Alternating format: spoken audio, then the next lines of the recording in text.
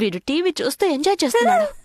ఒక సైకిల్ కూడా కనిపెట్టలేకపోయారే. నేనెంతో బాధపడి తిరిగి వచ్చేసుంటాడనుకున్నాను.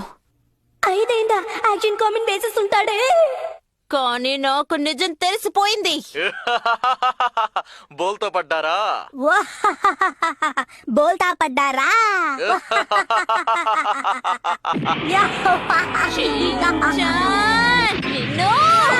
అమ్మా మీకేమైందమ్మా? ఇదిగో తీసుకో. నీ వల్ల నాకు ఈ రోజంతా టైం వేస్ట్ అయింది. ఈ రోజు నా కడుపులో జలజల జలకలక అయ్యింది.